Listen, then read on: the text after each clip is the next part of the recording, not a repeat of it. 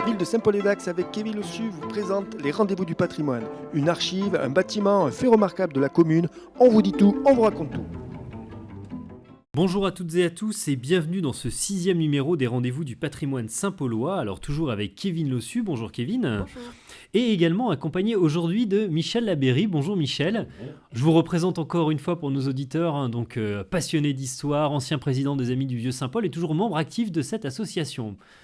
Merci d'avoir accepté de nous rejoindre pour une deuxième émission. Vous allez devenir régulier, attention, vous allez vous y habituer.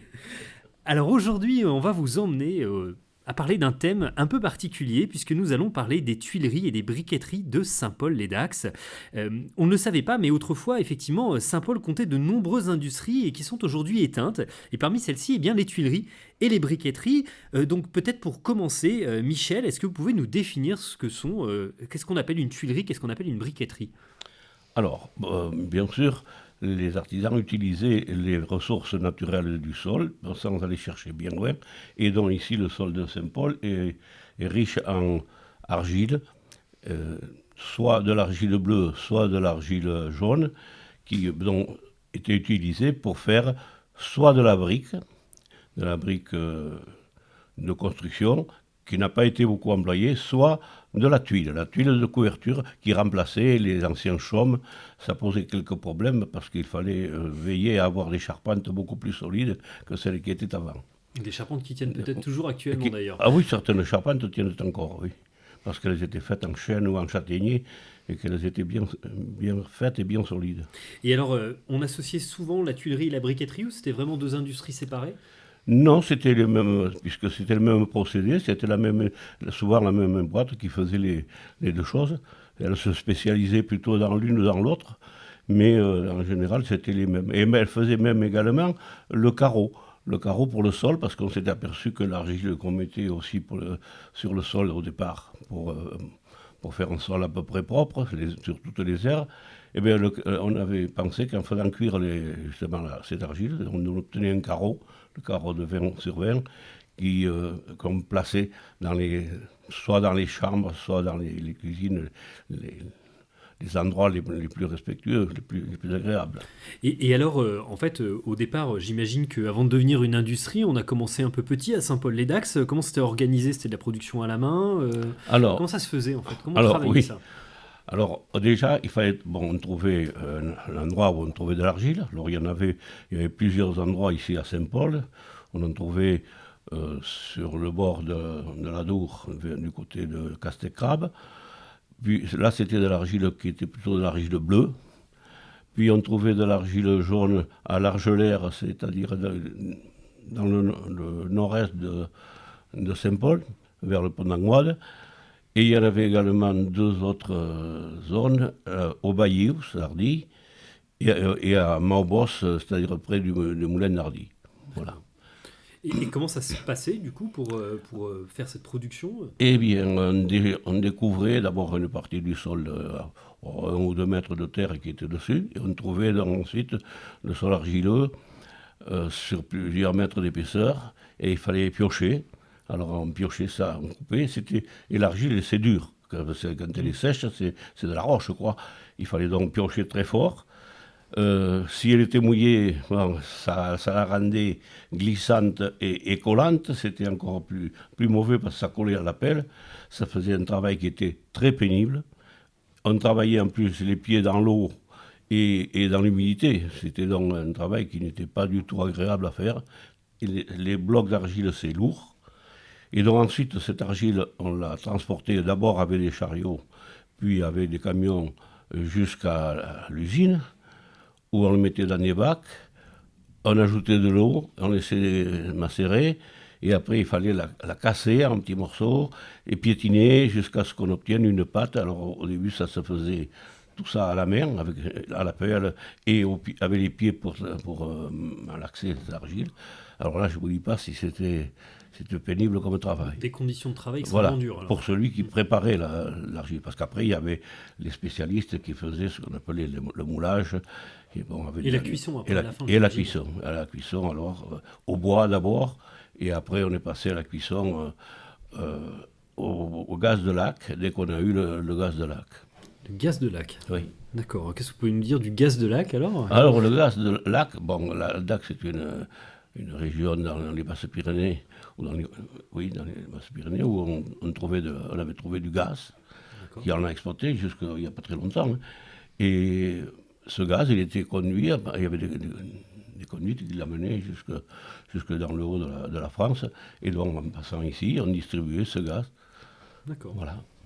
Alors, quelle est la plus ancienne briqueterie connue à Saint-Paul-les-Dax? Alors, la plus ancienne, dans le cadastre napoléonien, on a une briqueterie qui était située au lieu-dit La Lague, sur la route de Castets, vers le chemin de Pouillon maintenant.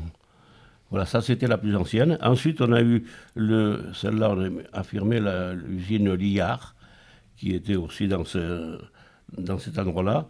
Puis il y a eu une autre briqueterie qui s'est installée dans le Sablard, qui était à Saint-Paul à ce moment-là. C'est l'entreprise Diara Sari qui a installé celle-là. Et après, on a eu, la plus connue, c'est celle de Sourgène, Gaillan-Sourgène, qui s'est installée à la Roche-Bardière. Alors, je crois que Kevin a insisté pour nous parler de la tuilerie-briqueterie Lasserre. Alors oui, effectivement, c'est un des sites qui a été un petit peu oublié aujourd'hui, et pour cause, puisqu'il s'est arrêté de fonctionner peu avant la guerre de 14. La tuilerie-briqueterie Lasserre occupait les espaces qui sont de part et d'autre du pont de l'Adour, c'est-à-dire du pont de chemin de fer qui a été bâti en 1861. Alors pour resituer, cet espace se trouve à cheval entre Dax et Saint-Paul, dans le quartier Saint-Martin, et c'est un entrepreneur en matériaux, Jean-Baptiste Lasserre, dit Martin Lasserre, qui va être propriétaire de ces usines, qui avait la particularité d'être finalement juxtaposé au site d'exploitation, au gisement qui se trouve en fait dans le bois de Quillac, là où il y avait le fameux chêne. Et cette entreprise était assez considérable. On a quelques cartes postales qui montrent l'étendue des bâtiments. Aujourd'hui, il ne reste plus que le quai de chargement en pierre le long de la route de Metz, la route des Barthes. Et d'ailleurs, il y a aussi encore le long de la Dour, un quai de chargement qui permettait de mettre les productions sur gabarre. C'est une entreprise qui a fonctionné, comme je l'ai dit, jusqu'à la guerre de 14. On a un dessin qui date de 1917 qui nous montre ce qui reste du four. C'est amusant parce que le profil de Jean-Baptiste Lasserre nous renseigne aussi sur ces entrepreneurs qui n'avaient pas le droit de signer les plans comme des architectes, mais qui construisaient des maisons et qui avaient leur propre usine de matériaux pour rentabiliser leur affaire. C'est le cas de Jean-Baptiste Lasserre qui a fait beaucoup de maisons à Dax, mais aussi à Saint-Paul, des maisons très, très simples, mais qui utilisaient du coup ces matériaux. Oh, c'est intéressant parce que en préparant l'émission, on en discutait justement en se disant que finalement, la brique à Saint-Paul-les-Dax, on n'en voit pas tant que ça. Ben, tout à fait, c'est une curiosité. On a quand même pas mal de sites de production. Et quand on regarde objectivement les maisons, il y en a très peu qui sont en briques, à part la maison Clavier, la maison donc la Villa Maria, et quelques petites villas des années 1900. On retrouve la brique en usage pour l'ornementation, pour les assises des portes, des fenêtres, un petit peu d'un point de vue ornemental, mais pas entièrement. Ici, plutôt l'architecture, elle est en moellon, elle est en pan de bois ourdi de torchis. Parfois, un petit peu, on va avoir de briques comme dans le Marensin et le Born disposées en fougères, mais ce n'est pas le pays principal. C'est plutôt du côté de la Luc, de Léon, de Magesque qu'on va avoir de cette utilisation-là. Donc on est a priori dans une production d'export. Alors, Michel, vous vouliez nous parler également de deux tuileries briqueteries dont vous vous souveniez, celle Roche-Bardière et celle Barra, alors? Barat. Barat, pardon. Oui, alors, prononce toutes les lettres. Voilà. Disons, l'industrie Barat, au départ, c'était une usine qui se trouvait à Castelcrabe. C'était la maison Prudette, qui devient plus tard le maire de Saint-Paul, qui avait installé dans cette usine avec deux autres compères. Elissa Garay qui faisait, lui, la mécanique, qui avait installé le mécanisme, et Barat, qui était, lui, vraiment celui qui fabriquait les tuiles. D'accord. Et donc, plus tard, les autres étant décédés, Barat s'est installé tout seul. Il a construit son entreprise en descendant la côte de Frison, pour ceux qui connaissent Saint-Paul. C'est l'avenue de la Résistance, maintenant, juste avant d'arriver au centre aéré, la rue du centre aéré, sur la droite. Il reste encore la maison, sa maison d'habitation. Les Chênes, elle s'appelle, une très jolie maison. Et derrière, ce qui a remplacé l'ancienne usine, c'est le lotissement, enfin l'HLM Léo du Lac, les immeubles Léo du Lac qui sont là. Voilà. Alors celle-là, elle a fonctionné jusque dans les années 50, je l'ai vu fonctionner. Ils allaient chercher leur argile à Hardy, et bon, ils en semaient un peu sur la route tout le long du chemin, si bien que, comme les petits poussés, quoi, on voyait de l'argile un peu partout. Et ils faisaient cuire. Alors le problème de la cuisson, c'était le problème le plus délicat, parce que si on la faisait pas assez cuire, ça donnait de l'argile, des tuiles qui étaient friables, qui se cassaient très facilement.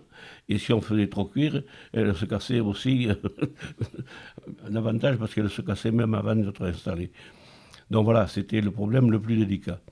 La deuxième usine, c'est l'usine de La Roche-Bardière. Alors ça, c'est un potier tuilier de Lévignac qui est venu à Saint-Paul, qui est venu se marier avec, il s'appelait lui Gaillan-Surgin, et il est venu se marier avec une fille Labéguerie de Tachoir. Et donc, comme il avait un oncle qui avait des terrains sur Saint-Paul, l'oncle lui a donné des terrains, il a donc installé son usine, là où elle se trouve actuellement, encore à La Roche-Bardière. Et c'était un potier, un tuilier intelligent, qui a beaucoup fait de recherche, beaucoup travaillé. Il a inventé d'abord la tuile à 3 canaux, c'est-à-dire une tuile spéciale. J'ai encore d'ailleurs tous les moules, tout ça. C'était une tuile spéciale qui était pointée sur la charpente, donc qui se recouvrait, qui n'avait rien à voir. On en trouve encore sur Saint-Paul, on les voit bien, c'est une tuile presque plate. Et il a ensuite inventé également une brique spéciale en 3 dimensions, comme toutes les briques, mais 3 dimensions qui étaient des multiples des unes des autres, c'est-à-dire 4, 8 et 16, ce qui faisait qu'on pouvait les placer dans tous les sens. Et ensuite, il a surtout fait sa fortune en réalisant une machine à pression pour faire le pot Hugues. C'est pas lui qui a inventé le pot Hugues, mais le pot Hugues, il fallait le fabriquer. Donc il a inventé une machine pour fabriquer ce pot Hugues, qui était un pot de résine verni ensuite, et qu'on appelait le pot ascensionnel parce qu'on le plaçait sur le pain et il montait tous les ans. Donc il suivait la carre de résine. Voilà. Donc, voilà. Et il a donc fabriqué ça pendant très longtemps, c'est d'ailleurs ce qui a fait sa réussite, quoi. Alors vous parlez, on parle fabrication, on parle invention, on parle artisanat. Ces briqueteries ont aussi servi pour décorer un certain nombre d'édifices. Alors je sais que vous vouliez nous en dire également un mot, Kevin, peut-être ? Bien oui, déjà la façade de la Roche-Bardière qui a été préservée donne des indices à ce sujet-là. Il y a déjà un tapis de briques de différentes couleurs qui donne des motifs, qui fait des ornementations sur la façade. On a la maison Clavier, la Villa Maria dont j'ai parlé à côté de la mairie, qui a ce motif-là. Mais il y a également tout un ensemble d'éléments ornementaux qui étaient réalisés pour habiller les toitures. On a perdu cette notion aujourd'hui, mais à l'époque, les toitures, surtout sur les villas, dans les années 1900, c'est quelque chose qu'il faut embellir. Donc on a des épis de fêtage, on va avoir des lambrequins et tout un ensemble de céramiques vernissées qui sont là pour donner de l'élévation et donner aussi un caractère balnéaire aux maisons qui rappellent pour certaines soit des chalets suisses, soit des maisons qu'on va trouver du côté d'Arcachon. Ces productions ont aussi donné lieu à des sculptures, à des réalisations. Mais ça, Michel peut nous en parler puisqu'on en a fait restaurer 2 d'ailleurs. Oui. Sur l'usine de la Roche-Bardière, sur l'entrée, il y avait de chaque côté du portail 2 portraits de bustes, l'un de Napoléon et l'autre d'un grenadier. Car la famille Gaillan-Surgin était une famille bonapartiste. Ils avaient eu un grand-oncle qui avait été un maître de camp de Murat, et donc ils avaient gardé ce côté napoléonien.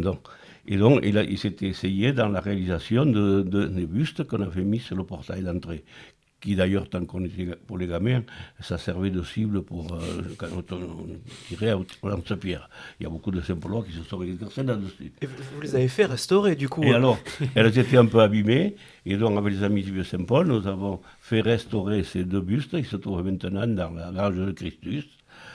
Voilà, en attendant qu'on leur trouve une place peut-être plus digne d'eux. Voilà. Alors, Et- pardon, oui. allez-y, Michel. Et ils sont également, on a également conservé quelques petits essais de portraits, de bustes aussi. L'un du Christ qui a été réalisé, qui n'est pas trop mal réussi. Et puis un autre buste de Gaillan-Surgin lui-même qui s'est fait. Voilà. Et puis après, ils se sont essayés dans les petits bustes de personnes landaises d'autrefois. Vous voyez le style qu'on revoit avec la landaise avec le foulard et le landais avec le béret. Voilà, ils ont essayé des petits bustes comme ça. C'est une petite production assez naïve, il faut le reconnaître, Oui. mais quand même qui a une qualité qui est attachée au patrimoine, en tout cas de De Saint-Paul, de façon tout à fait particulière et qui mériterait d'être mis en évidence. Alors, pour terminer, quand ces industries ont-elles disparu? Alors, je vous ai dit, l'usine Barat a disparu dans les années 1950 et l'usine de la Roche-Bardière, c'est dans les années 1980, en 1974, je crois exactement, qu'elle a... C'est tout assez récent. Oui, c'était...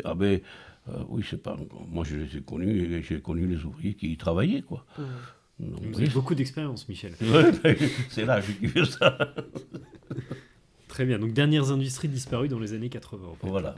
Mais écoutez, merci beaucoup à tous les deux. Grâce à vous, on sait tout presque sur les tuileries et briqueteries de Saint-Paul.